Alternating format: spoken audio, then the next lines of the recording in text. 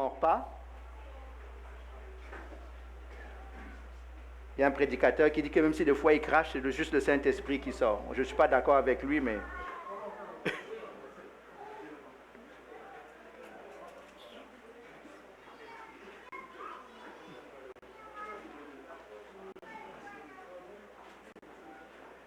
Donc, on continue ce matin à parler de l'appel de Dieu. On va prendre le texte de Jérémie, sur Jeremiah, chapitre 1, les versets 4 à 10. Si vous n'avez pas de Bible, juste levez la main, vous amenez une Bible.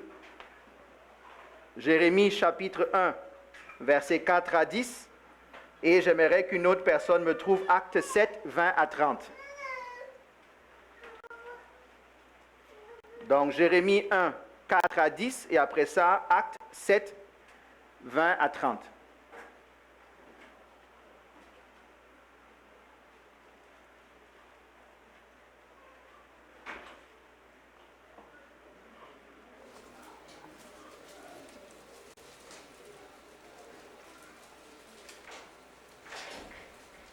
Est-ce que quelqu'un veut lire le premier texte?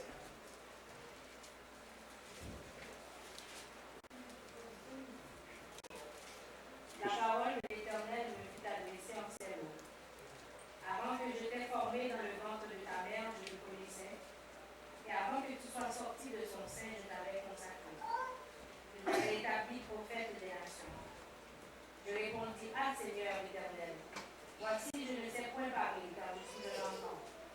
Et l'Éternel me dit: Ne dis pas je suis un enfant, car tu iras vers tous ceux auprès de qui je t'enverrai, et tu diras tout ce que je t'ordonnerai. Ne les crains point, car je suis avec toi pour te délivrer, dit l'Éternel. Puis l'Éternel étendit sa main et toucha ma bouche, et l'Éternel me dit: Voici, je mets mes paroles dans ta bouche. Regarde, je t'établis aujourd'hui sur les nations et sur les royaumes, pour que tu arraches et que tu abattes, que tu ruines et que tu détruises, pour que tu bâtisses et que tu plantes. Amen. Acte 7, 20 à 30. À cette époque, naquit Moïse, qui était beau aux yeux de Dieu. Il fut nourri 3 mois dans la maison de son père. Et quand il eut été exposé, la fille de Pharaon le recueillit et le leva comme son fils. Moïse fut instruit dans toute la sagesse des Égyptiens. Et il était puissant en parole et en œuvre. Il avait 40 ans lorsqu'il lui vint dans le cœur de visiter ses frères, les fils d'Israël. Il en vint qu'un qu'on l'outrageait et, prenant sa défense, il vengea celui qui était maltraité et frappa l'Égyptien. Il pensait que ses frères comprendraient que Dieu leur accordait la délivrance par sa main. Mais ils ne comprirent pas. Le jour suivant, il parut au milieu d'eux, comme ils se battaient, et il les exhorta à la paix. Hommes, dit-il, vous êtes frères, pourquoi vous maltraitez-vous l'un l'autre? Mais celui qui maltraitait son prochain le repoussa en disant: Qui t'a établi chef et juge sur nous? Veux-tu me tuer, comme tu as tué hier l'Égyptien? À cette parole, Moïse prit la fuite, et il alla séjourner dans le pays de Madian, où il engendra 2 fils. 40 ans plus tard, un ange lui apparut au désert de la montagne de Sinaï, dans la flamme d'un buisson en feu. Amen. Seigneur, nous prions que tu bénisses ta parole, nous prions que tu nous conduises ce matin encore, non pas la mienne, mais ta parole, Seigneur, touche nos cœurs et qu'elle ne retourne pas à toi sans produire ta volonté, Seigneur, dans chacune de nos vies, Seigneur, moi le premier, Seigneur. Sois béni et sois exalté pour cette nourriture excellente que tu nous donnes encore, de pouvoir partager ce repas avec toi ce matin, dans ta parole, dans le nom de Jésus. Amen. Nous avons commencé il y a déjà 2 semaines à parler de l'appel de Dieu. Est-ce que ça va tout le monde? Oui. Qu'est-ce qu'on a vu? Juste les 4 premiers points qu'on a vus à partir des versets 4 à 6 de Jérémie, 1, 4 à 6. Première chose, Dieu connaît toutes choses. Dieu sait ce qu'il a mis dans chaque personne. La vie vient de Dieu. On a vu que les talents que nous avons, l'appel de Dieu est déjà là. Il a dit à Jérémie, avant que tu ne naisses, je t'avais déjà établi. La question que j'ai pour vous, que Dieu nous a posée il y a 2 semaines, sais-tu sur quoi Dieu t'a établi avant que tu ne naisses? Ou es-tu encore en train de chercher? On a vu la semaine dernière 2 autres choses. Dieu a beau appeler, ça prend quoi? Que l'homme réponde. Parce que Dieu appelle, mais ça prend aussi que nous répondions à l'appel de Dieu. Beaucoup de gens se savent appeler, mais ils ne savent pas quoi faire. Mais c'est parce que tu ne sais pas comment répondre à Dieu. Il faut pouvoir se revenir et répondre à cet appel-là. Je ne vais pas reprêcher dessus la semaine dernière. La 4e chose qu'on a vue de la 2e la semaine dernière, c'est quoi? Il y a bonne réponse et mauvaise réponse. On a vu que la bonne réponse est laquelle? On va voir si vous étiez là. Oh. Reconnaître qu'on est incapable de marcher, de servir Dieu selon ses exigences. Chaque fois que vous pensez que vous êtes capable d'y arriver, laissez-moi vous dire, vous n'y êtes pas capable. Est-ce que ça va? La réponse devant Dieu, c'est toujours, Seigneur, fais-moi grâce, utilise-moi, parce que s'il n'y a que lui, c'est Dieu, et ça c'est mon premier point ce matin, la seule personne qui peut t'équiper pour faire l'œuvre de Dieu, c'est qui? C'est Dieu lui-même. Tu ne peux pas faire l'œuvre de Dieu si Dieu ne t'équipe pas. Il faut faire attention, il y a une différence entre l'appel et l'équipement. Est-ce que vous comprenez? Vous voyez la nuance entre les deux? Dieu peut m'avoir appelé à être médecin, mais il va quand même falloir que j'aille à l'école de médecine. C'est pas vrai? Dieu va m'appeler à être prophète, il faut que j'aille à l'école des prophètes. S'il m'a appelé à prêcher, il faut que je sache prêcher. Mais même cet équipement-là, le Saint-Esprit vient de Dieu. On le voit dans Jérémie, quand Jérémie parle, on voit comment Dieu dit, j'ai mis ma parole dans ta bouche. Il va le toucher, il va l'équiper pour être capable de faire son œuvre. Pourquoi c'est important? Parce que si nous avons un cœur orgueilleux, et si nous ne sommes pas équipés par Dieu, nous sommes voués à l'échec. Est-ce que vous me suivez? Amen. Si Dieu t'a appelé, et je sais que Dieu t'a appelé, si tu ne t'humilies pas devant Dieu, et si tu ne laisses pas Dieu t'équiper, même si tu pars un ministère, il va être voué à l'échec. Ça va être un ministère d'homme, ça va pas être un ministère de Dieu. J'ai l'impression que je prêche dans le désert ce matin, là. C'est ça? OK. Le grand défi que beaucoup parmi nous avons, dans le service de Dieu, on ne veut pas payer le prix du service. On va en parler plus tard. Ce n'est même pas encore le point. Ça, je vais développer tout à l'heure. Regardez ce qui se passe avec Moïse. Pourquoi j'ai lu Acte 7? Moïse sait depuis le départ qu'il est appelé de Dieu pour délivrer le peuple. C'est vrai? Depuis tout petit, on lui a dit, probablement sa maman, comme on dit que Dieu a vu qu'il était beau, la grâce de Dieu sur ses enfants qui devaient mourir, qui n'est pas mort. Et peut-être que Dieu a parlé aux parents, je ne sais pas, je suis en train d'extrapoler ici. Tout ce qu'on sait, c'est que la Bible nous dit qu'il était beau, et qu'un jour, après avoir été pris sous la gouverne de la fille de Pharaon, il se retrouve où? Dans les palais. Et un jour, la Bible dit qu'il a à cœur de se retrouver parmi les siens. Et il arrive parmi ses frères, qu'est-ce qui se passe? Il trouve un Égyptien qui est en train de faire quoi? De maltraiter son frère. Et qu'est-ce qu'il fait? Il le frappe et il meurt. Et si vous avez bien lu, qu'est-ce que ça dit? Il pensait qu'en faisant cela, qu'est-ce qui allait se passer? Que le peuple allait reconnaître que Dieu l'avait envoyé lui pour les délivrer. Ça, c'est l'homme qui prend à sa propre charge, à sa propre manière, le plan de Dieu. Il essaie de faire comme il pense que ça doit être fait pour être délivré. Chaque fois que nous faisons l'œuvre de Dieu par nos forces, par notre propre intelligence, en passant, est-ce que ça a marché son plan? Il revient le lendemain, il pense que ah non, moi j'ai été un bon chef, j'ai montré aux gens que je suis fort, que si on touche à mon peuple, moi je prends la défense, je suis capable, amenez-moi l'armée, je vais être capable de défendre Israël. Dieu m'a dit tu vas libérer mon peuple, c'est ce qu'on m'a toujours dit. Le lendemain il vient. Il trouve maintenant le problème à l'interne dans la maison. C'est 2 Israélites qui se battent entre eux. Qu'est-ce qui se passe? On lui dit la vérité. Qui t'a dit d'être chef sur nous? C'est qui t'a nommé? Toi, tu manges les gâteaux du palais là-bas, tu ne connais pas la vraie vie du terrain ici. Te voilà qui vient comme quelqu'un, un cheveu dans la soupe qui veut nous montrer comment ça marche. Est-ce que tu vas me tuer comme tu as tué l'autre? Yeah. On dit, ah bon, vous êtes au courant de ça? Peut-être que le pharaon aussi est au courant de ça. On dit qu'il n'est pas rentré à la maison chercher ses affaires. Tout de suite, qu'est-ce qui s'est passé? Il a pris la fuite. Ça, c'est l'exemple de quelqu'un appelé par Dieu qui répond de la mauvaise manière et qui agit de la mauvaise manière. Est-ce que l'appel de Dieu sur sa vie est là, oui ou non? C'est là. Le problème, ce n'est pas l'appel. Le problème, c'est comment lui, il rentre dans cet appel-là. Beaucoup parmi nous, et là dehors, sont en train de tuer le nom de Christ, pas parce qu'ils sont dans le mauvais appel, mais d'abord parce qu'ils répondent mal à l'appel de Dieu.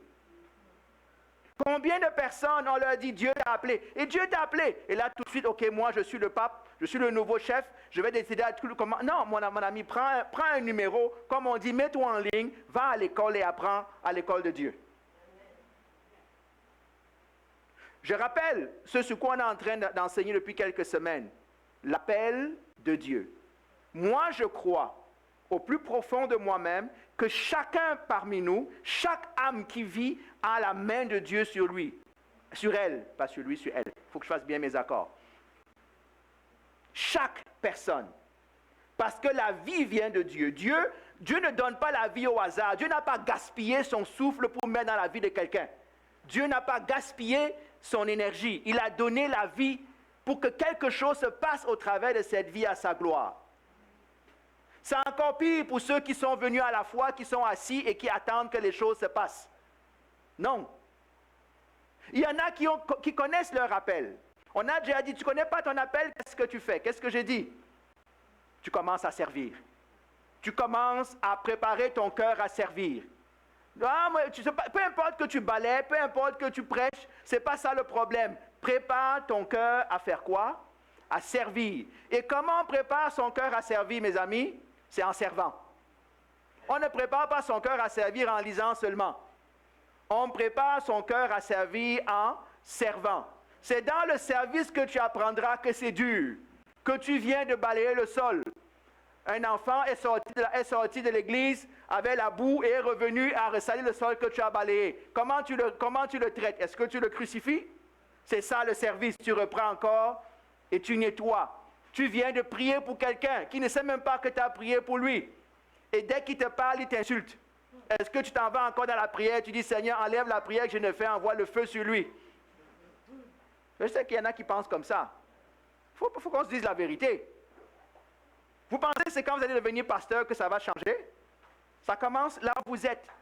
On commence à servir où nous sommes. On apprend à servir avec l'Esprit de Dieu. L'esprit où on va être méprisé. L'esprit où ça va être dur. Les gens pensent que, comme c'est l'œuvre de Dieu, ça va être facile. Ou comme c'est l'œuvre de Satan, ça va être difficile. L'autre sœur a dit tout à l'heure, la foi, c'est les batailles. La foi, c'est les montagnes. Tu penses que tu as atteint une montagne?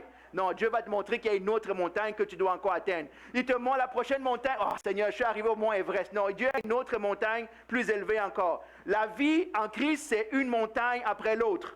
Il y a un moment où Dieu nous fait grâce, il nous laisse nous reposer un peu. Mais après, tu dis, ok, lève-toi. La route est encore en avant.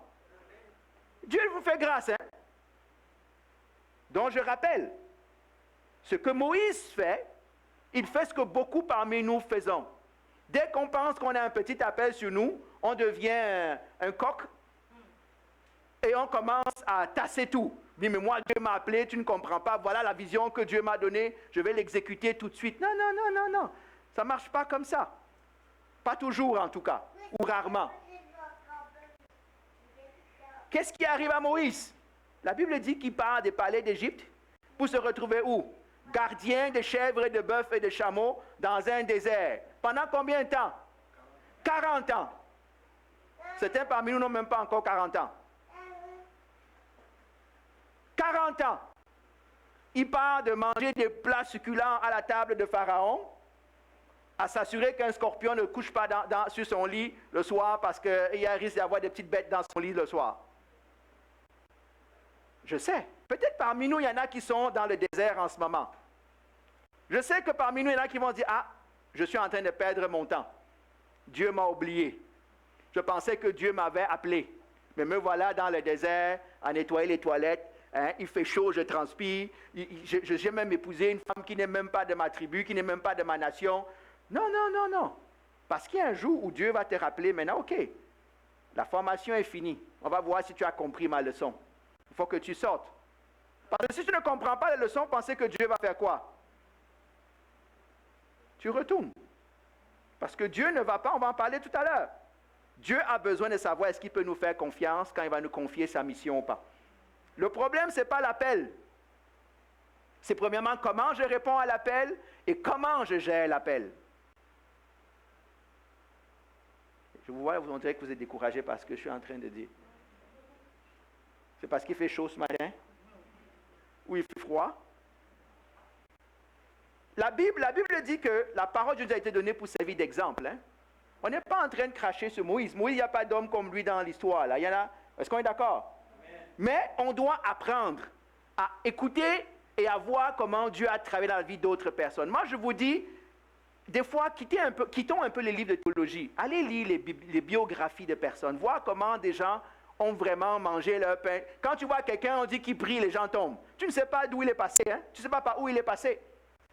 Parce que Dieu travaille dans le secret. Dieu travaille dans le secret. Il n'y a que Dieu. Il n'y a que Dieu qui peut t'équiper. Il n'y a que Dieu qui peut m'équiper.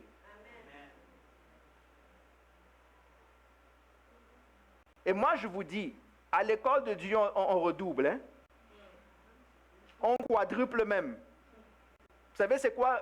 Il y a toute une génération qui ne sait pas ça veut dire quoi redoubler. Parce que maintenant, à l'école ici, la nouvelle génération ne redouble plus. Dès que tu passes, tu n'es pas assez bon, OK, le directeur va dire, ou le prof qu'on va donner, et non, il a le potentiel. On va l'envoyer en classe supérieure. On va l'envoyer en classe supérieure jusqu'au jour où il n'y aura plus de classe supérieure pour l'accueillir.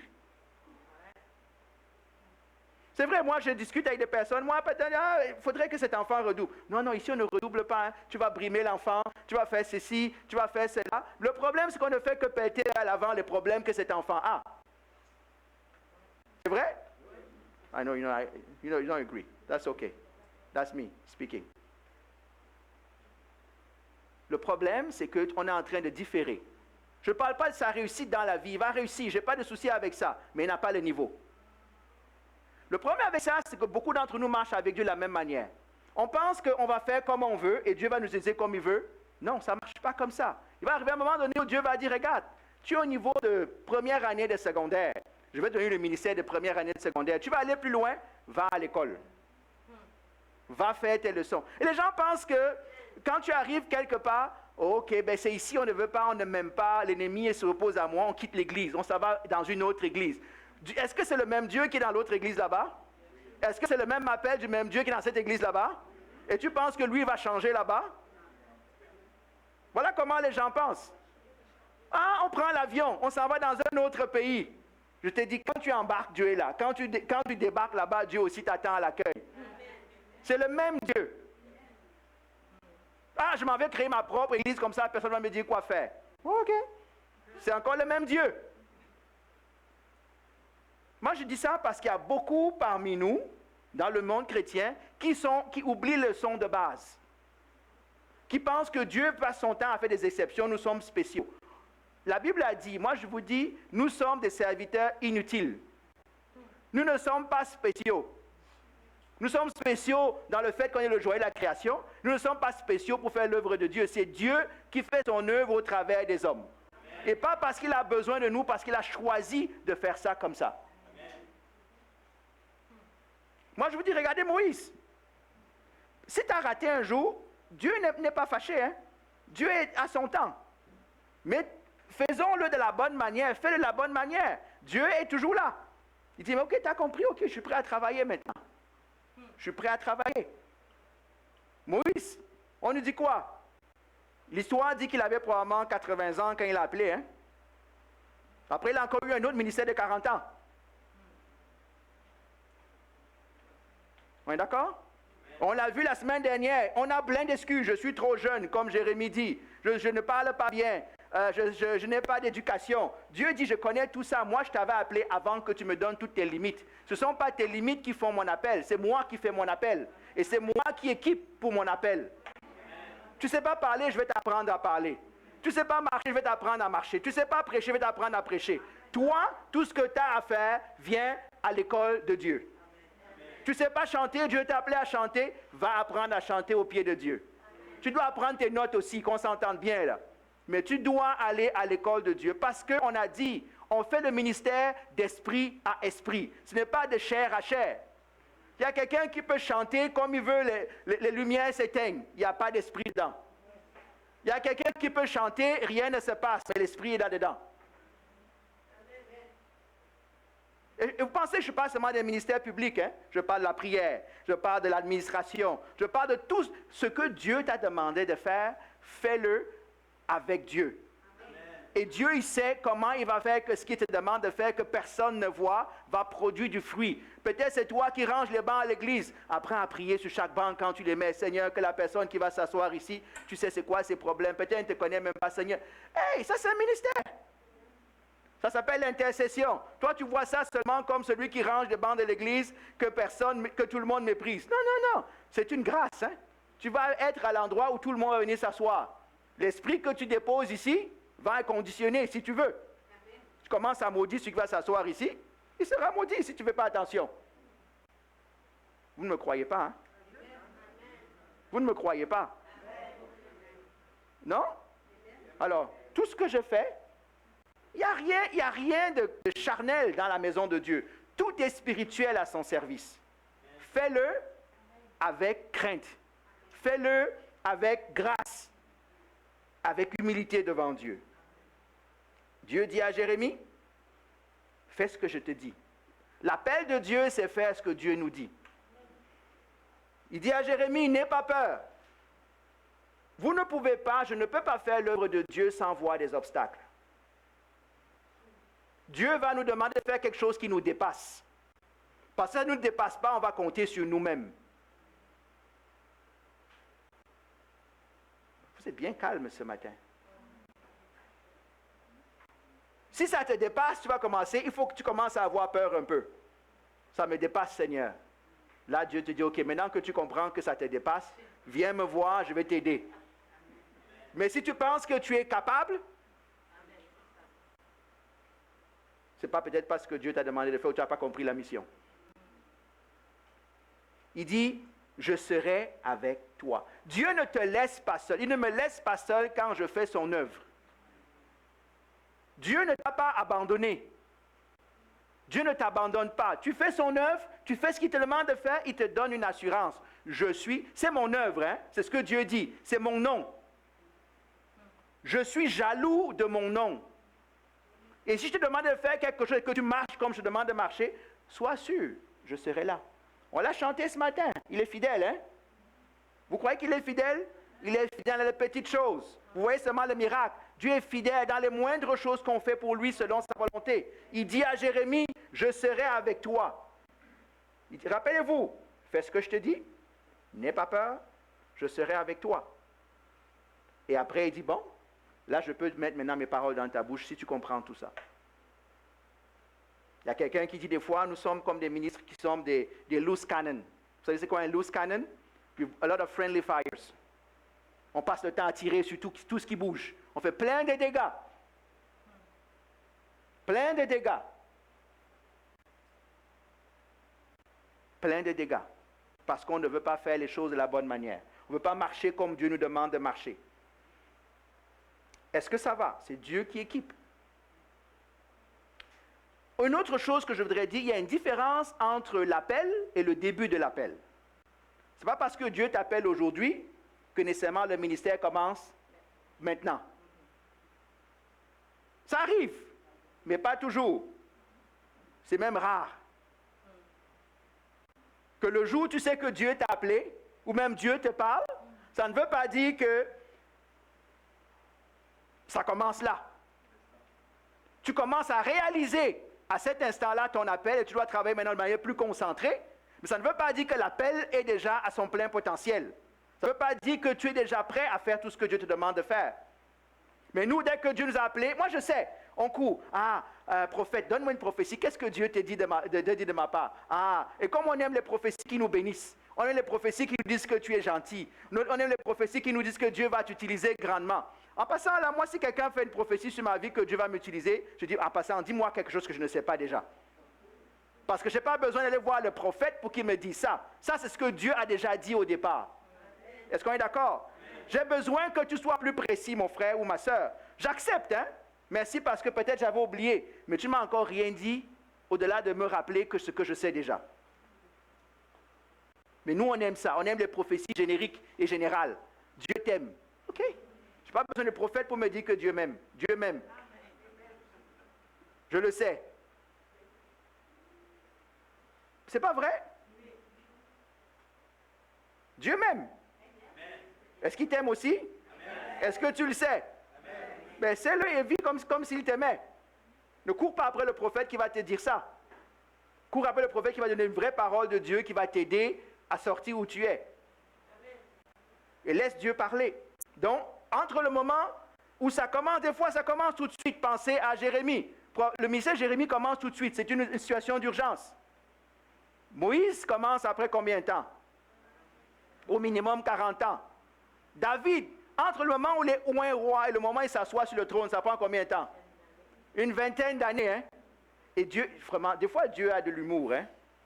Dieu le oint roi. Et il l'amène vivre dans le palais du roi et voir le roi qui est en train d'occuper sa place. Mais David doit le servir avec intégrité. David doit appeler, on m'a appelé pasteur. Moi, j'ai vu quelqu'un qui m'a dit un jour, il y a une personne qui est venue le voir en disant, Dieu m'a parlé, gloire à Dieu. Qu'est-ce qu'il t'a dit? Il dit, je serai pasteur pasteur dans cette église, donc laisse-moi la place. Oh! J'ai entendu un témoignage comme ça. Waouh, ça commence vite, hein? Je n'ai pas dit que Dieu n'a pas appelé à être ça. Peut-être. Mais lui, il est déjà en train de faire un coup d'État. C'est... je ne vais pas dire dégage, mais bouge. Le nouveau shérif arrive. The new sheriff is in town. Il doit s'installer, prendre ses quartiers. David, là, il a passé 20 ans dans l'ombre de Saül, dans l'ombre d'un roi qui ne craignait même pas Dieu. Mais David craignait Dieu. David sait que le temps de Dieu, c'est le temps de Dieu. Amen. Je sais que ce n'est pas comme ça, on est des générations micro-ondes, on veut que tout arrive vite. On veut que tout se passe vite. God is a slow cooker. Ce n'est pas un micro-ondes. Dieu, c'est quoi la cocotte minute? Hein? Dans la cocotte minute, ça prend du temps, hein? C'est vrai? Non? Ah non, comment s'appelle l'autre? C'est la mijoteuse, merci beaucoup. Voilà, excusez-moi, vous voyez que je suis pas... J'ai appris. J'ai mixed the words. Dieu est une mijoteuse. Quand tu prépares la viande dans la mijoteuse, est-ce que ça sort bien après? Ça dure. Ça dure, c'est long. Mais quand ça sort de là, ça a du goût, hein? Ça n'a pas le même goût. C'est moelleux. C'est doux. Dieu te met dans la mijoteuse pour que quand tu sors, ça soit mielleux. Ce soit doux. Pas la viande, tu mâches. Tu dis, écoute, chérie, c'est sûr que tu as cuisiné cette viande-là. Est-ce qu'on peut remettre encore au feu? Parce qu'on voulait aller vite. Je prends juste des images de la vie tous les jours. Hein? Paul. Vous savez combien de temps le calvaire de Paul a duré sa formation? 14 ans. Dieu l'a appelé sur la route de Damas. Vous êtes d'accord? Est-ce qu'on est tous témoins de ça? Il a commencé à prêcher. Il arrive à Jérusalem. Tout le monde le fuit. La Bible dit qu'il est parti de Jérusalem, aller à Damas. Il est retourné en Syrie là-bas. À Tars. 14 ans avant que Barnabas... Et j'ai appris qu'il y a un Paul qui prêche là-bas, qui fait un bon ministère. Des fois, tu dois aller travailler dans ton coin tout seul. C'est Dieu, loin des regards des hommes. Mais on aime être populaire. On aime la popularité. On aime que les gens reconnaissent. Laissez-moi vous dire, la personne qui va reconnaître votre travail, c'est Dieu. Si vous cherchez la reconnaissance des hommes, c'est fini. Et un jour, la Bible dit quand le temps de l'élévation arrive, ben Dieu il fait quoi? Il élève. Il va t'élever. Mais on doit faire les choses de la bonne manière. Dans tous les cas, ça va être mon dernier point du jour. Il va y avoir un temps que vous n'aimez pas, que je n'aime pas. Ça s'appelle la formation / le brisement. Que tu commences l'appel le jour où ça commence. Parce que Dieu fait ça, il va te former sur le tas. Ou qu'il commence à te former en arrière-plan avant de te mettre au premier plan, il va y avoir une étape qui est nécessaire. Ça va s'appeler, comment? La formation. Oh, moi, le mot formation est cute. It's a cute word. Je vais te former. Non, je vais te briser. Dieu va vous, prenez ça, briser. Crushed. Comme il dit avec le potier, il va commencer à travailler un peu la vie de José. Il va se rendre compte que José est en train de mal, il va faire quoi? Vous avez déjà vu quelqu'un qui travaille l'argile? On défait, on refait. Pendant ce temps-là, l'argile, si elle pouvait parler, devait crier de douleur. Hein? C'est ce qui arrive dans nos vies. Dieu travaille, on est rebelle. Tu dis, ok, laisse-moi, il y a un bouc de rébellion que je n'avais pas. Bang! Ça recommence encore. Il travaille.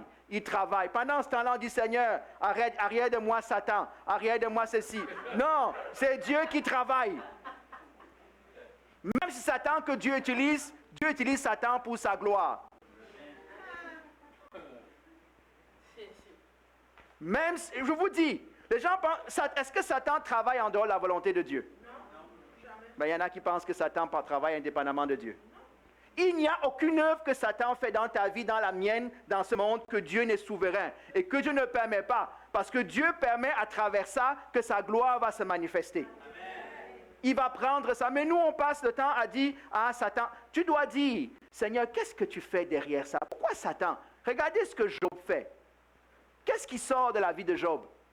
Est-ce que c'est Satan qui est crucifié ou c'est Dieu qui est glorifié? Et Job qui grandit. Satan, il est resté le même, hein, dans l'histoire, l'accusateur. Mais à la fin, ce n'est pas Satan qui est défait.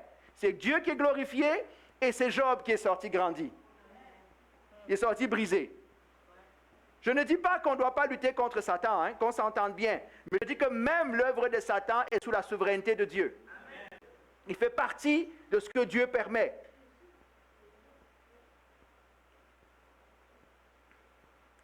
Le temps de formation, le temps de brisement. C'est le temps où on grandit. Hein? Ça paraît douloureux, mais c'est le temps où on grandit. C'est le temps où on grandit.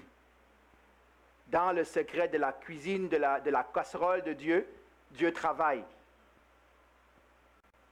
Je vous ai dit qu'on connaisse son appel ou pas. Moi, je vous dis, dès que vous arrivez en Christ, le travail de brisement commence. Si vous êtes sincère et si Dieu a vraiment touché votre cœur, dès que vous venez à Dieu, là, Dieu commence à travailler. Que tu connaisses son appel ou pas, là, il travaille. La Bible dit ceci, Jésus a été baptisé à quel âge? 30 ans à peu près. Pour un ministère de 3 ans. À peu près. 30 années de brisement, hein?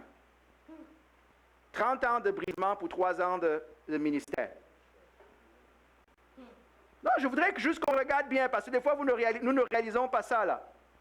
La Bible dit que Jésus grandissait comment? En sagesse et en obéissance devant Dieu et devant les hommes. Ça s'appelle le brisement. Il apprend. Il dit il a appris la soumission. Il a appris l'obéissance jusqu'à l'obéissance à la mort. La mort à la croix.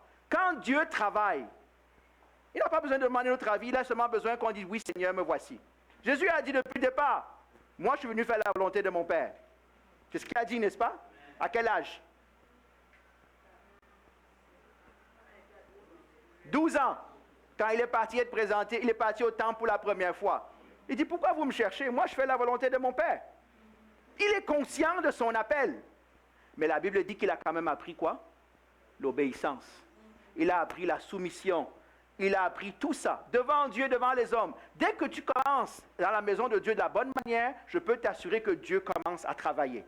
Si Dieu ne travaille pas, c'est que soit tu n'appartiens pas à Dieu, ou tu es rebelle et tu ne te rends pas compte que Dieu est en train de travailler dans ta vie, il veut travailler dans ta vie.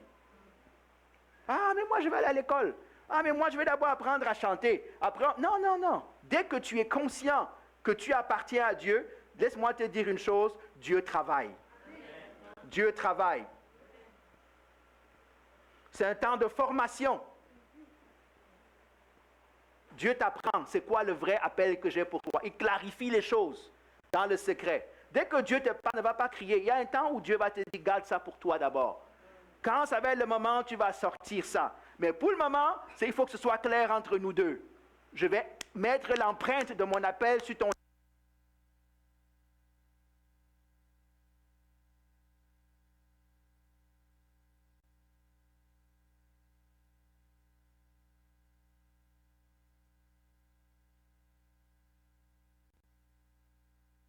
De s'assurer que je sois au pied de Dieu quand j'ai perdu du son. Oui. Plus de batterie. C'est bon, je vais prendre le micro.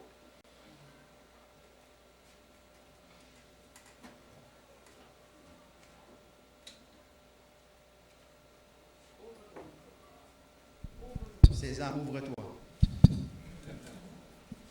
J'étais où? Pendant ce temps, on doit faire quoi? Apprendre, grandir, absorber ce que Dieu veut qu'on ait, jusqu'au jour où Dieu dit, regardez Jean-Baptiste. Quand est-ce que le ministère de Jean-Baptiste a commencé? Quelques années, ou 1 an ou 2 avant que le ministère de Jésus ne commence. Mais pendant tout le reste du temps, il était où?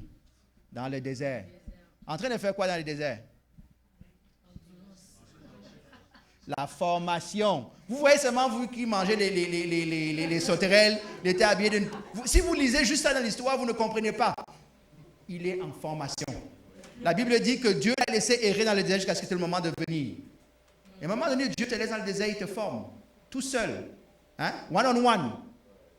Et après, il dit, bon, c'est le moment de sortir. C'est le moment de sortir. À quoi sert le brisement? Vous savez c'est quoi? À ce qu'on soit malléable dans la main de Dieu. Qu'on soit malléable. Ça veut dire quoi malléable?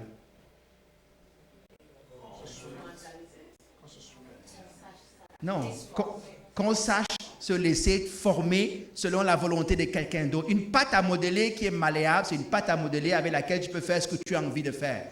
Une pâte à modeler qui est sèche et dure ne veut rester que comme elle est. Le brisement, ça sert à ça.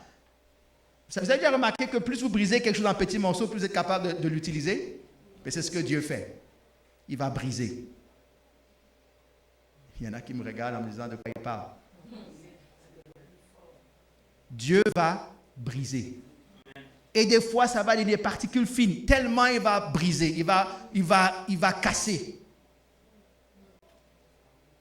Il va raboter. Il va émonder, il va écraser, il va tout ce que vous voulez, jusqu'à ce que ça devienne au niveau où il veut. Vous savez pourquoi il fait ça? Parce que s'il ne fait pas ça, on va être rebelle. Ce qu'il brise, c'est l'orgueil. Ce qu'il brise, c'est la rébellion. Ce qu'il brise, c'est la volonté de vouloir faire en dehors de Dieu. Moi, je vous dis, allez lire l'histoire de tout homme et de toute femme que Dieu a utilisé vraiment. Il va te dire qu'il y a eu une période vraie de brisement. Pas juste de souffrance 2 semaines et puis ok, ça a duré 3 jours dans le désert. Non. Dieu va briser. Amen. Tu veux être utilisé par Dieu? Qui veut être utilisé par Dieu ici? Il y en a qui ne veulent plus lever la main. Seigneur. Comme ça. Ok. Seigneur, oui. Oui. Ça veut dire Seigneur. Vous savez quand vous dites ça, ce que ça veut dire? Viens me briser. Ok, il n'y a plus de main qui s'élève. Hein? Viens me briser. Voici un principe biblique de base. Si la plante ne meurt, elle ne peut pas produire la vie. Si tu ne meurs pas, Dieu ne peut pas vivre en toi et glorifier ton nom. Il n'y a aucune autre manière de faire. On peut aller à l'école comme vous voulez, aller apprendre toutes les théologies du monde, aller réciter, aller apprendre la Bible de A à Z, de Z à A, en grec, en latin, en hébreu, en portugais, en chinois, peu m'importe. Si vous n'êtes pas capable de dire à Dieu, me voici, je veux mourir pour vivre. Les gens pensent que quand on dit ça, c'est pour la résurrection. Je ne parle pas du salut ici. Hein? Le salut, c'est une chose. Je parle du service avec Dieu. Paul a dit, Jean a dit, il faut que je fasse quoi? Que je diminue. Pour que quoi? Ok, ça s'appelle quoi ça? Brisement. Ce n'est plus moi qui vis, alléluia. C'est Jésus qui vit en moi. C'est ce que vous chantez, non? Oh, ok. Si ton verre est plein, Dieu ne peut pas rentrer. Amen. Moi, je vous dis, je prends juste l'exemple. Hein? Ça, c'est notre vie. Si je suis plein, if I'm full of myself, there's no place for God. Si je lui laisse juste un tiers, il va rentrer un tiers. Mais si je veux vraiment être utilisé, il faut que la proportion commence à... il faut que la balance commence à... inversement proportionnel. Ça commence à tilter un peu du côté de Dieu. Pour ne pas dire beaucoup. Pour ne pas dire seulement. Mes frères et sœurs, hein, ne pensez pas que je sois arrivé. Hein. Je vous dis, on est tous sur le même chemin. Je veux donc prier pour moi. Hein. Je vous dis, on ne parle plus de salut là, on parle de marcher avec Dieu, comme on prie les uns pour les autres. Il n'y a personne qui va se tenir devant un homme et me dire qu'il est arrivé. Personne. Moi j'entends des fois les témoignages de personnes. Non, il n'y a personne. Parce que si tu es encore dans ta chair, il y a encore des bouts d'orgueil dans ta vie. C'est juste que Dieu n'a pas encore exposé ça. Donc, ne pensez pas que le bercage, c'est pour vous et je suis exclu. Hein? Je suis inclus. Je suis inclus. Le brisement. Dieu ne peut pas utiliser un rebelle ou une rebelle, puisque maintenant il faut dire qu'on fasse des genres. Quelqu'un qui lui résiste. Quelqu'un qui se croit capable. Dieu a déjà dit, nous sommes des serviteurs inutiles. C'est lui qui fait son œuvre en nous.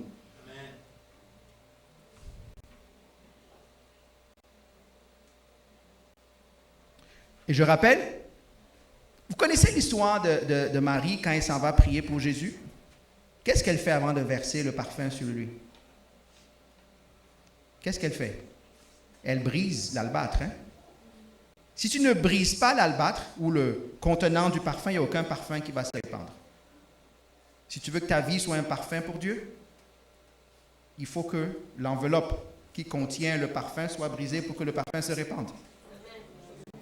Je peux prendre tellement d'images que la Bible prend pour parler du brisement, des fois de manière gentille, des fois de manière poétique, mais c'est du brisement, mes amis. C'est du brisement. Mais nous, on n'aime plus la douleur. On n'aime pas être contrarié. On veut que les choses aillent vite. Dieu, lui, un jour, c'est comme 1000 ans, c'est ce qu'il a dit. Je voudrais lire quand même un passage avec vous. 2 Corinthiens 4:7 rapidement. Il me reste 5 minutes. J'ai dit quoi? 2 Corinthiens 4:7. Hein? Je vais vous donner un petit secret. On va tous apprendre un petit secret.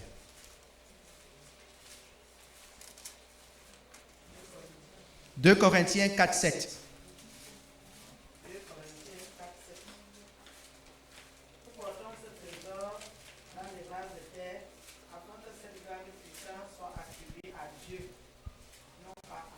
Amen. Seigneur, bénisse sa parole. Regardez les mots qui sont employés dans cette phrase. Qu'est-ce que ça dit? Nous sommes quoi? Des vases de terre. Le trésor que nous avons, ce n'est pas nous. Hein? Le trésor, c'est ce qui est contenu dans le vase. Vous savez, des fois, si je mets un grand trésor dans un vase doré, les gens risquent de regarder trop le vase et pas ce qui est dans le vase. Hein? Vous êtes d'accord avec ce que je dis? C'est vrai? Dieu dit, Ne vous trompez pas, ne nous trompons pas. Nous ne sommes pas le trésor. Nous sommes seulement les porteurs de ce trésor-là. Et nous sommes les vases de terre. Et un vase de terre, c'est un vase sans valeur. C'est un vase qu'on peut briser. C'est un vase fragile. Ce n'est pas comme le vase d'or où on fait plein de cérémonies. Ce n'est pas la même illustration qui donne des vases d'une utilité et des vases vides. Ce n'est pas ça l'image. L'image qui donne ici, c'est que nous devons réaliser une chose. It's not about us. Nous ne sommes pas le centre du ministère. Nous ne sommes pas le centre de l'appel. Dieu est. Et sa puissance. Il dit afin que la gloire lui soit attribuée. Donc, commençons déjà dans cet exercice de pseudo-exercice de brisement, de comprendre it's not about us. Il y en a beaucoup parmi nous, they're full of themselves. Ils pensent qu'ils sont. Nous ne sommes pas. Nous ne sommes que le vase de terre. Le focus n'est pas nous, le focus c'est Dieu. La gloire, ce n'est pas nous, c'est la gloire de Dieu. Le brisement donc va permettre de faire quoi? De mettre l'accent sur Dieu et non pas sur les hommes.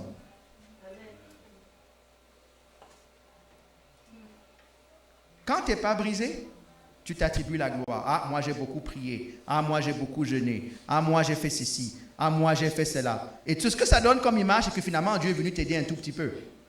Toi, tu as fait tout comment on appelle ça encore, le heavy lifting. C'est toi qui as fait qui a travaillé fort. Dieu est seulement venu te donner un petit coup de pied à la fin pour que tu passes la ligne d'arrivée. Non. Même ce heavy lifting là, c'est Dieu qui le fait. Afin que le regard ne soit pas sur nous. Afin que la gloire revienne à Dieu. Vous savez, quand à la fin de quelque chose, nous ne sommes pas capables de donner la gloire à Dieu, c'est parce que nous croyons que ça dépend de nous. Et des fois, on le dit par formule rapide. On ne le pense même pas. On le dit parce que c'est ce qu'on dit. Il faut qu'on soit honnête, il faut qu'on le regarde. Est-ce que je dis, par la grâce de Dieu, j'ai fait ceci? Est-ce qu'on le pense vraiment? Ou est-ce qu'on est en train de dire, oui, mais tu ne comprends pas, mon témoignage a duré pendant 40 minutes, j'ai pris 40 jours de jeûne, je suis allé à la montagne, je suis descendu la montagne, j'ai fait ceci. Et à la fin, les 30 dernières secondes, je rends grâce à Dieu. Prenons le rapport de temps, là, le ratio temps. C'est qui qu'on a glorifié beaucoup dans ce témoignage? C'est le moi.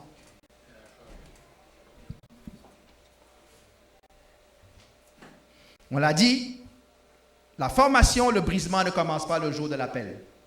Rappelons-nous ça. Ça commence dès que tu es dans la maison de Dieu. À quel moment on commence à se préparer pour le mariage? Est-ce que c'est le jour du mariage ou bien c'est avant le mariage?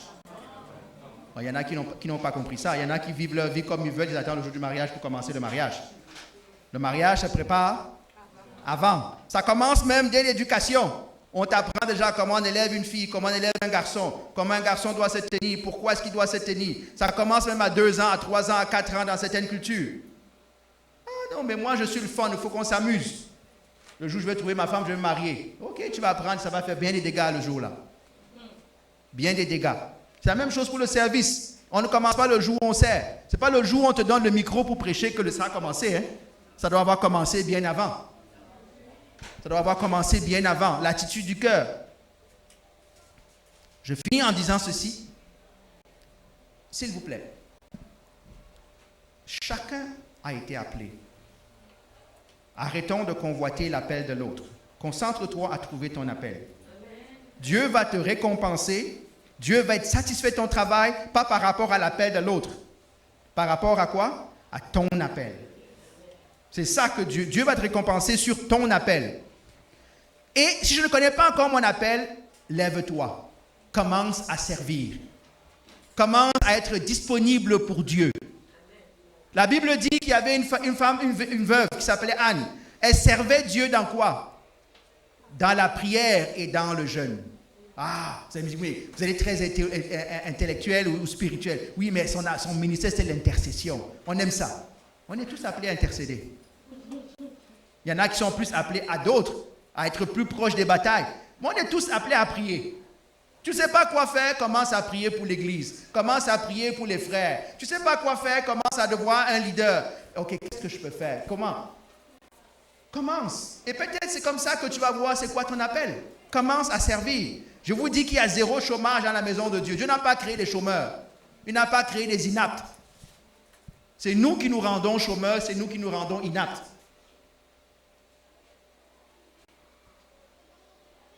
Quelle est la qualité première pour servir? Qu'est-ce que Dieu recherche? La disponibilité, l'humilité. C'est tout ce que Dieu veut. Regardez comment il appelle Ésaïe. Je parcours la terre et je fais quoi? Je cherche quoi? Quelqu'un qui est capable, quelqu'un qui va répondre à mon appel, quelqu'un qui va dire. Et voilà comment Ésaïe répond. Qu'est-ce qu'il dit? Me voici, Seigneur. Utilise-moi. Il y en a qui veulent d'abord comprendre l'appel avant de dire me voici, Seigneur. Il y en a qui veulent d'abord mettre le OK. Seigneur, je suis d'accord avec cet appel sur ma vie. Après, je vais te servir.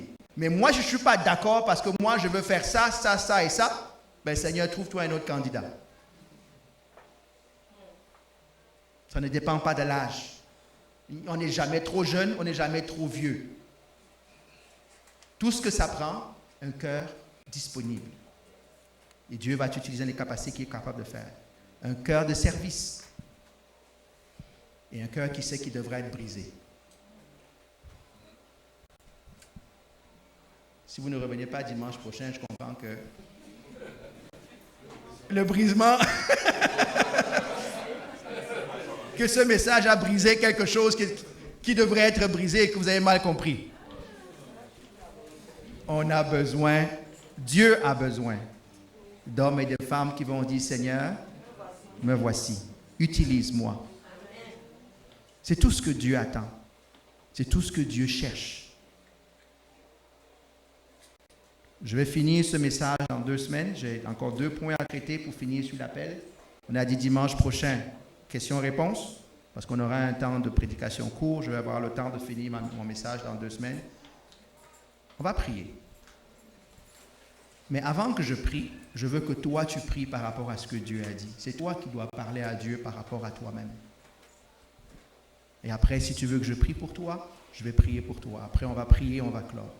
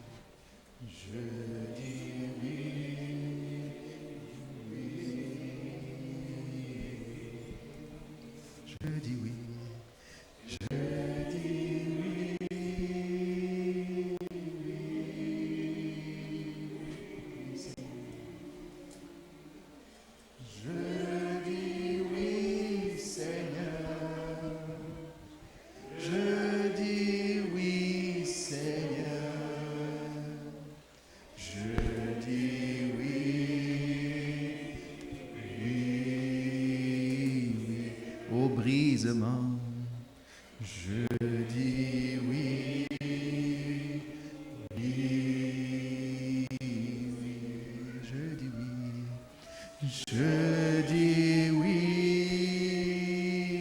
oui, je dis oui, Seigneur, je dis oui, Seigneur.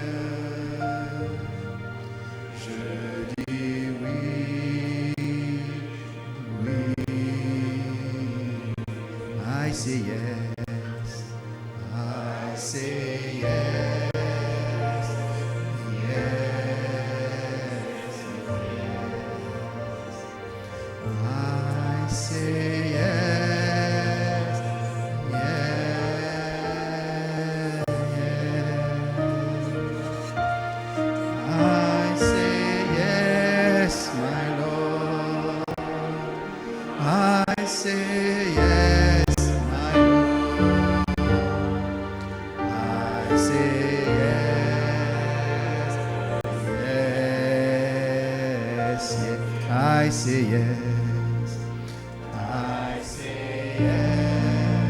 Offre-toi à Dieu. Si c'est un chant qui te parle, dis Seigneur, je dis oui. Oui à ta volonté. Pendant qu'on chante, offre-toi à lui. Dis Seigneur, me voici, je te dis oui. Je te dis Seigneur, utilise-moi. Yes, my Lord. I say yes, my Lord. I say Yes, yes. Je dis oui, oui. S'il y en a qui veulent que je prie pour eux, je vais venir, je vais prier pour vous. Je dis oui, oui, oui. Oh, je dis oui, Seigneur. Je dis oui, Seigneur. Je dis oui, oui, oui. Je dis oui à ton appel. Je dis oui, oui, oui.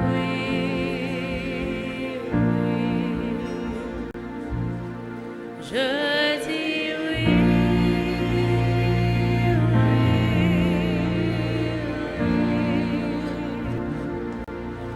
Je dis oui, Seigneur. Je dis oui, Seigneur. Je dis oui, oui.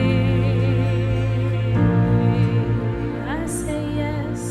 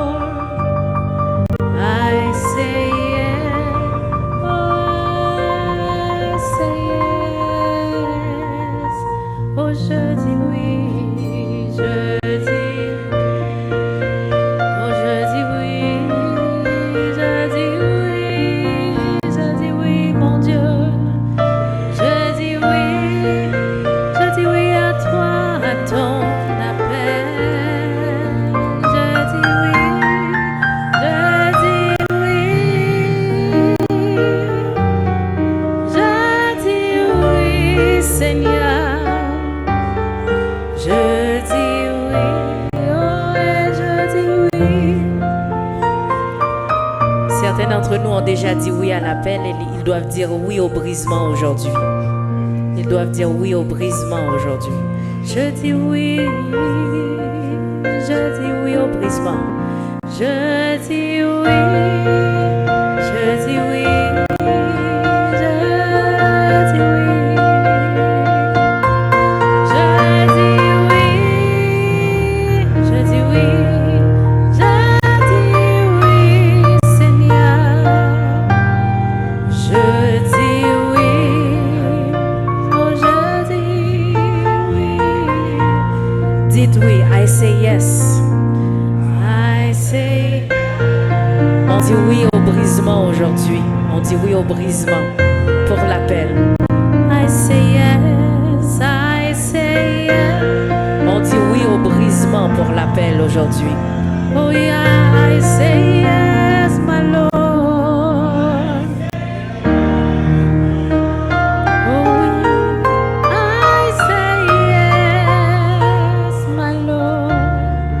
I say yes, oh I say yes. Seigneur, donne-nous la force de dire oui au brisement. Je dis oui. Donne-nous la force aujourd'hui de dire oui au brisement, d'accepter encore, de souffrir pour ton nom. Oui, d'accepter de renoncer à nous-mêmes pour ton nom. Je dis oui, Seigneur. Je dis oui, oui, oui. Je dis oui, je dis oui, oui, oui. Je dis oui,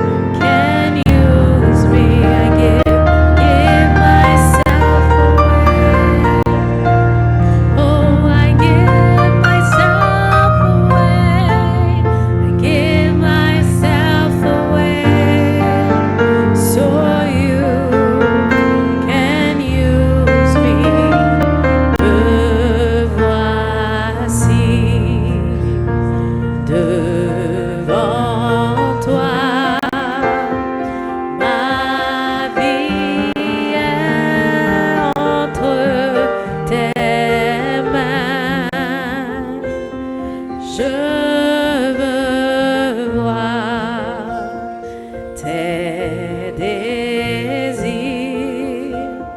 se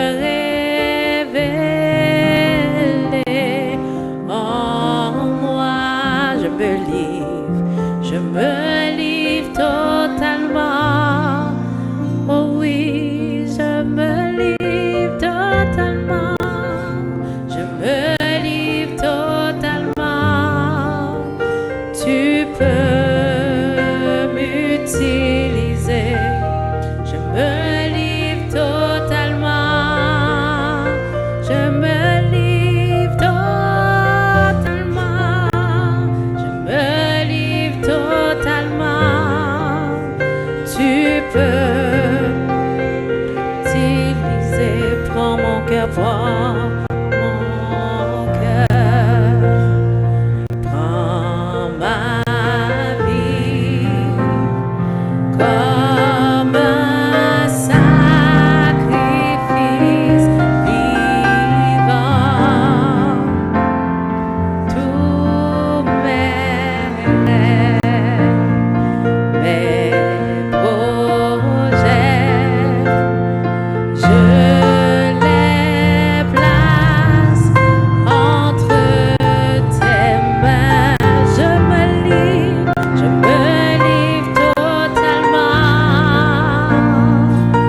Oh oui, je me livre totalement. Tu peux m'utiliser. Je me livre totalement. Oh oui, je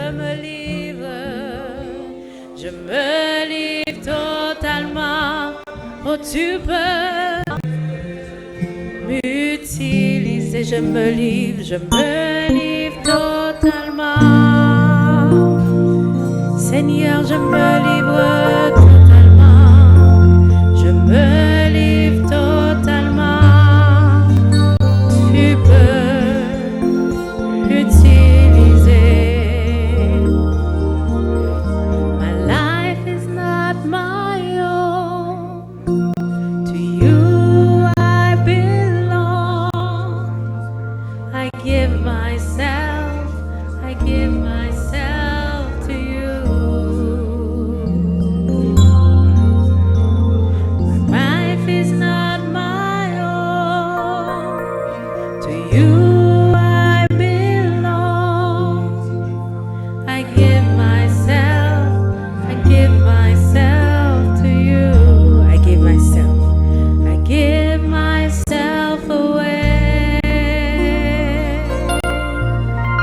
Oh, I give myself away. So you can use me. I give myself. Oh, I give myself away. Give myself away. So you can use me. Ma vie n'est plus à moi. Elle t'appartient, Seigneur. Père, je me livre à toi. Ma vie n'est plus à moi. Elle t'appartient, Seigneur. Père, je me livre à toi. Je me livre totalement. Je me livre.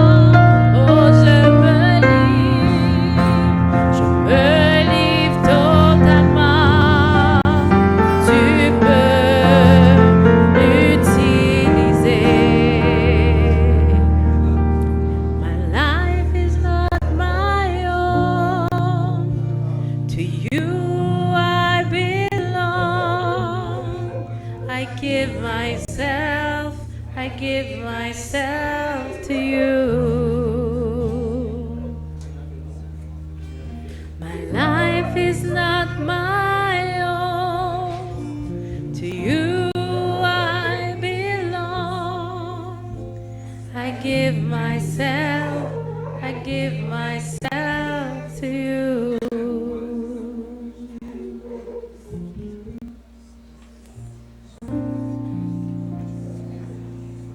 Seigneur, tu es devant nous, Seigneur Jésus, et nous savons que toi, Seigneur, tu es capable. Malgré nos manquements, malgré, Seigneur, notre résistance, Seigneur Jésus, aujourd'hui, tu es capable de briser les dernières résistances pour que nous nous abandonnions totalement à toi, Seigneur Père. Père, Seigneur, nous n'avons pas le courage pour pouvoir le faire seul, Seigneur Jésus. Parce que nous avons peur de la souffrance. Nous avons peur, Seigneur, d'être mis à nu devant toi, Seigneur, et devant les hommes. Seigneur Jésus, nous savons, Seigneur, que sans toi, nous ne pouvons rien faire, Seigneur, mais avec toi, rien n'est impossible. Donc, Seigneur, nous te demandons ton aide aujourd'hui. Nous nous courbons devant toi et nous nous livrons devant toi, Seigneur Jésus. Mais nous savons que notre main est dans tes mains. Nos pieds sont sur tes pieds. Et Seigneur, s'il le faut, nous savons que tu vas nous porter. Seigneur, nous savons que tu vas nous porter. Seigneur, aujourd'hui, nous te remettons les fardeaux et le poids de cet appel que tu mets sur nos vies, Seigneur. Le poids et la charge, Seigneur, que nous-mêmes nous trouvons lourde, Seigneur Jésus. Mais que nous savons que quand nous comptons sur toi, ce fardeau devient léger. Seigneur, apprends-nous à compter sur toi. Apprends-nous à avoir confiance en toi. Apprends-nous à garder les yeux fixés sur toi, Seigneur. Seigneur, tout ça n'est pas possible sans notre obéissance, Seigneur Jésus.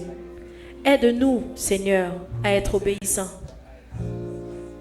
Parce que nous ne pouvons pas le faire sans toi. Saint-Esprit, aide-nous à être obéissants à ta parole. Merci, Seigneur Jésus. Parce que de cette même manière, Seigneur, que tu as donné ta parole, Seigneur Jésus. Indépendamment que nous nous soyons avancés ou pas, Seigneur, toi, tu es venu toucher nos cœurs, là où nous étions, Seigneur, ce matin. Tu es venu chercher nos cœurs, Seigneur. Tu es venu toucher chacun d'entre nous, Seigneur. Et là où il y avait des blessures, Seigneur Jésus, tu as ramené la guérison, Seigneur Jésus. Et là où nous en avions un trop-plein, Seigneur, un trop-plein de frustration, un trop-plein de souffrance, un trop-plein, Seigneur, toi, tu viens enlever. Tu viens alléger, Seigneur Jésus, pour nous permettre encore d'être à ton service. Tu viens alléger, Seigneur, encore, pour nous permettre d'être à ton service, Seigneur Jésus.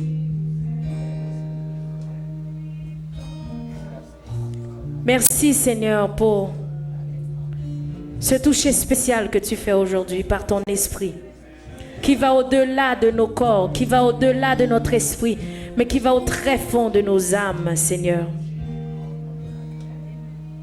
Au très fond de nos âmes, qui va dans notre conscient, mais aussi dans notre subconscient, des choses que nous ne pensions pas, qui amènent des lourdeurs dans nos vies, Seigneur. Toi, tu viens enlever, Seigneur.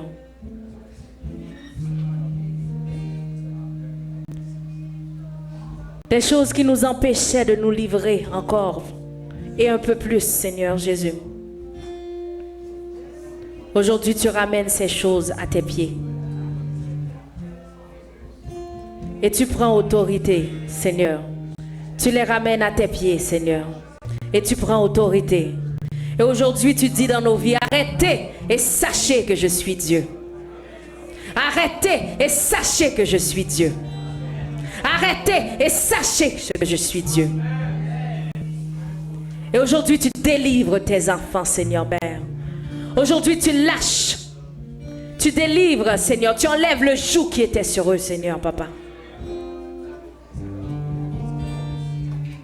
Et tu nous permets d'avancer. Un pas de plus. 2 pas de plus. Merci, Seigneur.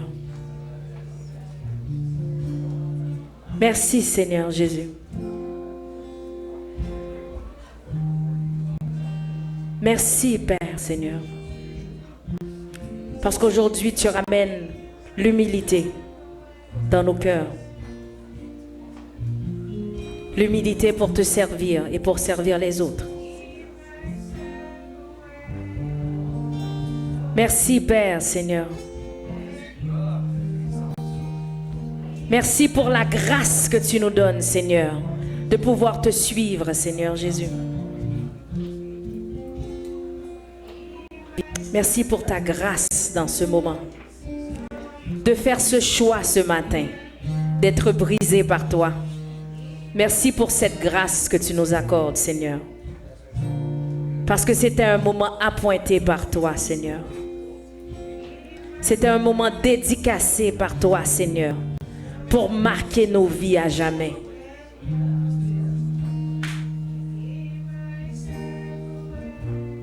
Merci, Seigneur.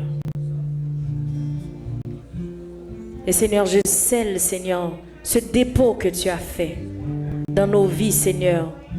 Ce dépôt de force, Seigneur Jésus, pour nous aider à continuer à avancer. Ce dépôt de force, Seigneur Jésus. Ce dépôt de joie, Seigneur Jésus, pour nous aider à continuer à avancer, indépendamment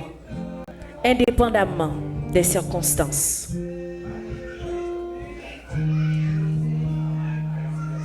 C'est en ton nom, Seigneur Jésus, que je scelle cette prière dans nos vies. Dans les cieux, sur la terre et sous la terre. Qu'aucune domination, aucune principauté, aucune puissance de l'air, aucune puissance des ténèbres ne puisse amener encore des délais dans nos vies. Des délais dans ce brisement, Seigneur. Ne puisse amener des délais dans l'accomplissement, Seigneur, de ta volonté dans nos vies. Au nom de Jésus. Au nom de Jésus. Me livre totalement. Tu peux m'utiliser. Je me livre totalement. Je me livre totalement.